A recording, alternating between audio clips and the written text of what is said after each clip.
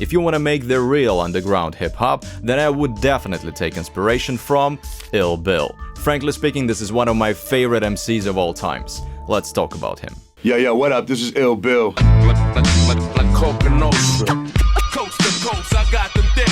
But inspiration alone isn't enough, because throughout his long career, Ill Bill has sounded quite different from one project to another. So I have found these two wonderful records that, in my opinion, have this atmosphere of underground hip-hop. I will try to capture this aesthetics, and you will tell me if I nailed it or not. But first, let's break down some of the examples. Which style exactly are we talking about?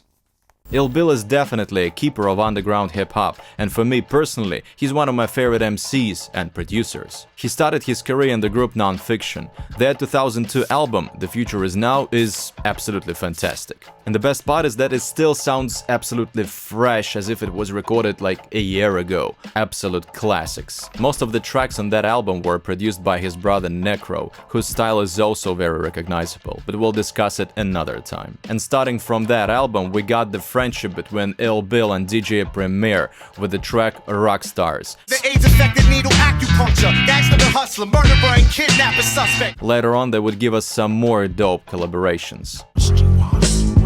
Ill Bill. What up? What up? Make some noise for DJ Premier. And Ill Bill is truly a versatile MC and producer. He started with Non-Fiction, then he continued with his solo career, which is still very successful. He was one of the founding members of La Coca Nostra, which is pure dope. And then again, he collaborated with my second or another favorite MC of all times, Vinny Paz, with Heavy Metal Kings. We got that gangsta shit. Come on. We got that gangsta. Louder. We got that murder shit. I'll definitely discuss the style of Vinny Paz in one of my future videos. So there were epic tracks with orchestral samples. They killed my entire family, murdered and tortured, raped and pillaged. Trials indulged in slavery and human sacrifices. Shooters never had children. He was a child in a man's body. There were tracks inspired by heavy metal and similar genres. Hour of reprisal is here. Billy Idol put the 9 in your ear. Then I give you wine. Then I hit your mind. The billions that don't think, controlled by the skull and bone 666. But today we're going to focus on the style of his recent albums. I call it restrained aggression. Here are some of the examples, and after listening, I believe you'll be able to say what is similar between those tracks. Gucci Gaga, the bottle by Draco is magnetic.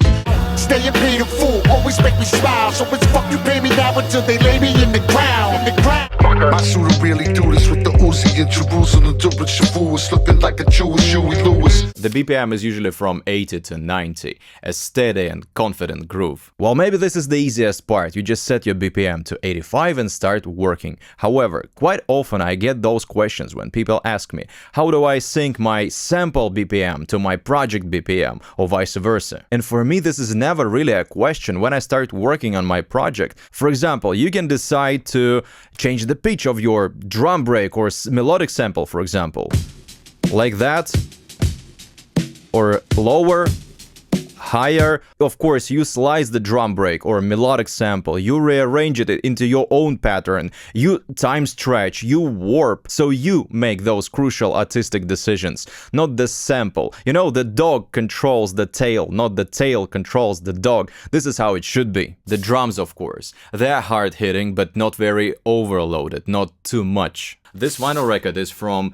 85 or something, and this is very, 80s sound, very pop 80s sound. Usually there are not many samples from that era. However, let's listen. Yes, very 80s. But then, unexpectedly, we have a drum break, which is alright. Let's record that. A very steady drum break. With compression, of course, it's gonna be awesome.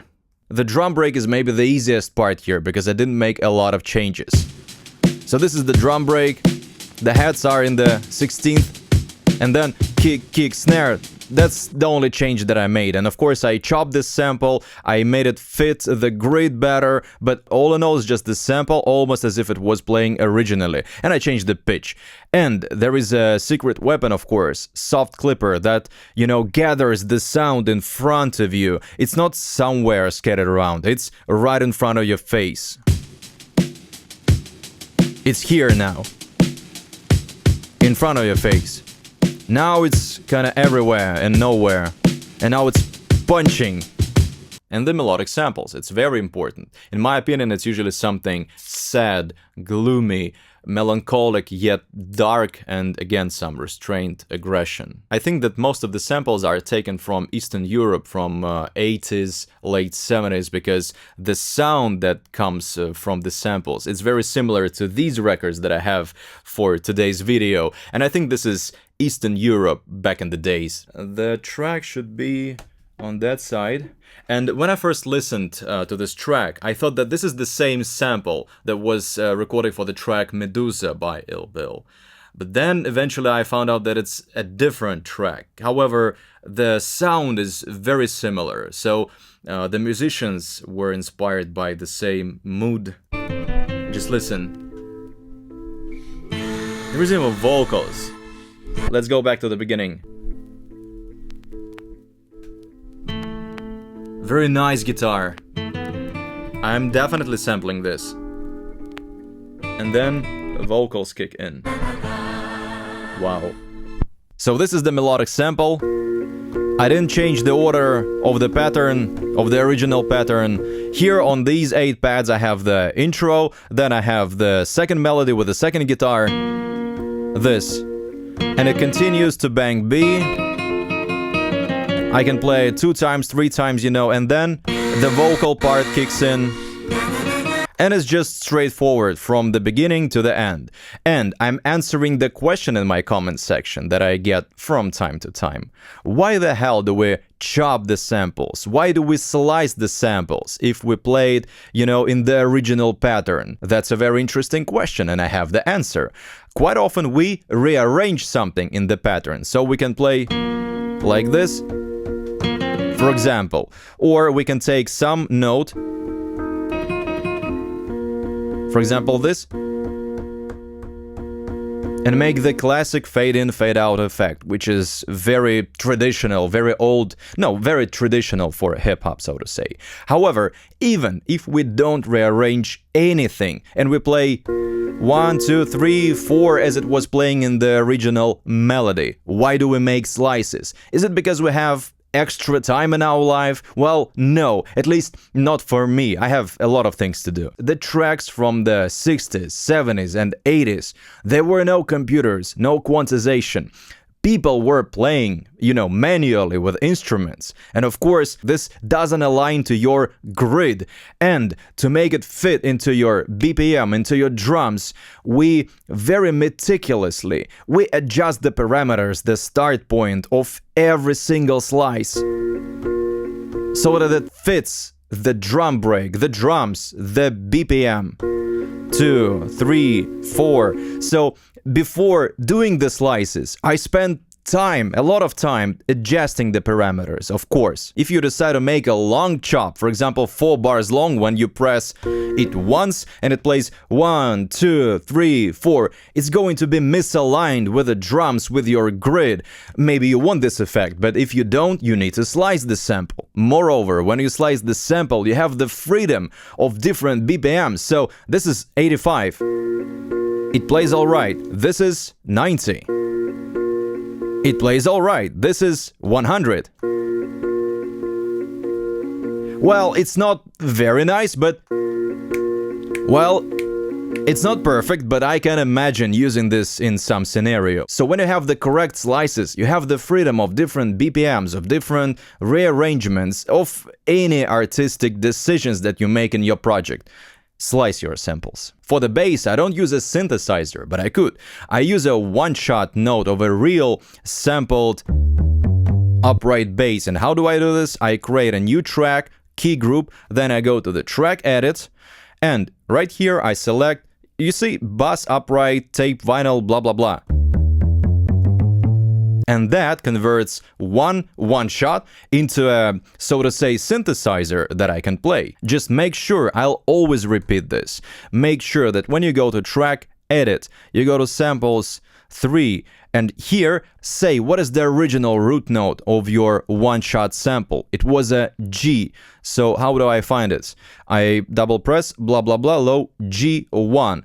If you leave here the default SMP sample, it's gonna be messed up. You're going to play C and it's going to play some different note. You're going to play C sharp, different note. So tell MPC what is the original root note of the bass or of other piano or any other sound that you want to convert into a key group. This is very important. And I have noticed that Ill Bill enjoys taking samples from some crime films with Robert De Niro, Joe Pesci, Al Pacino. So I took some inspiration from this as well. And there is a sample from Casino. You only exist out here because of me. That's the only reason. And I remind you that if you want to learn how to use MPC or SP404 professionally, I have special educational courses just for you. It's not just a masterclass, it's a step-by-step educational program when we start from zero and end up having a full complete track. The link is in the description. And now let's listen to the full track and you will tell me how successful I was in capturing this atmosphere of Brooklyn underground hip-hop inspired by Ill Bill. Get this through your head. You only exist out here because of me. That's the only reason. Without me, you personally don't ever go over my head again.